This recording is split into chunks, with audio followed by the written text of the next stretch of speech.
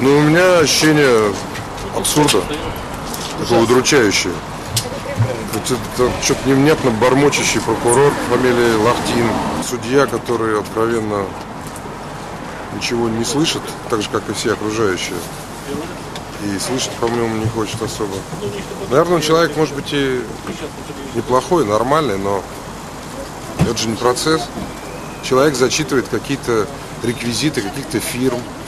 Вот. Я узнал, что на острове Мэн, работает какой-то вице-губернатор, который там регистрирует какие-то офшорные компании, а также еще начальники на Вирджинских островах есть, которые тоже регистрируют какие-то компании.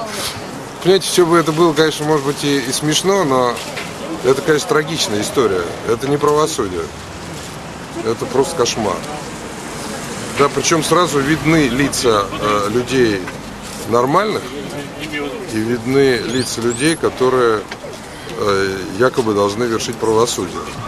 Они отличаются глазами. Причем отличаются сильно. Вот. У одних глаза человеческие, а у других рыбьи. Я давно не присутствовал при подобного рода мероприятиях. Я нахожусь в шоке. То есть в России нет правосудия. Потому что это же должно быть шедевром, да, путинского правосудия. Но этот шедевр похож на маразм. Вот, Михаил Борисович, тем не менее, на меня произвел очень благоприятное впечатление. Мы с ним даже языком жестов сумели пообщаться. В частности, обсудили выборы в Сочи. Ему очень понравилось. Ему очень понравилось то, что мы с Миловым там делали. Вот. И еще ему понравились наши доклады. По всей видимости, он их прочитал. Вот. Так что он за это время освоил такую специальность. Знаете, как это называется там?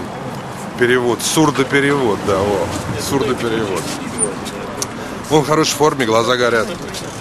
Ну, конечно, ему тяжело, и 6 лет за решеткой, это не шутки.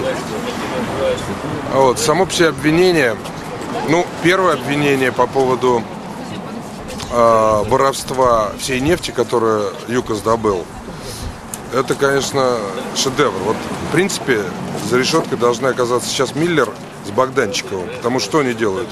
Они покупают, например, Газпром, у Уренгой Газпрома за $20 газ, за 1000 кубов, а продает этот самый газ за 500. Ну, в принципе, Миллер весь добытый в России за последние 10 лет газ украл. Вот Миллер украл вместе со своим хозяином Путиным весь газ, так? Его надо сажать. Ну, то же самое надо сделать с Богданчиковым и с Сечиным. Ну, потому что они тоже украли всю нефть, потому что они покупают нефть, например, там, в Пурнефтегазе по одной цене, а продают ее по другой, да. Ну, и теперь уже нефть, которую они в Люганске покупают, то же самое. Это абсурдное совершенно обвинение, то есть не о чем говорить. Есть еще и вообще житейское объяснение. Компании частные, принадлежавшие акционерам, да. Как акционеры могли сами себя что-то украсть, я вообще не понимаю. Я думаю, что здесь ничего не решается в этом здании. Здесь скорее происходит встреча с Ходорковским и с путинским басманным правосудием. Так называемым. Решения принимаются в двух зданиях. Одно находится на Краснопресненской набережной, дом 2, а второе находится на Красной площади. Вот. У меня ощущение, судя по физиономии судьи, что решение не принято. То есть пока Путин при власти, Ходорковский в тюрьме. Только Путин будет, власть потеряет, Ходорковский будет. Или наоборот. Ну или наоборот, да. Ну, то есть это вот такая примета путинизма, да. Он за решеткой, это, ну, с Лебедевым, это примета путинизма. А вот, и когда обсуждают, кто там главнее, Медведев или Путин, у меня ответ на это очень простой. Пока здесь творится вот этот беспредел, главный Путин.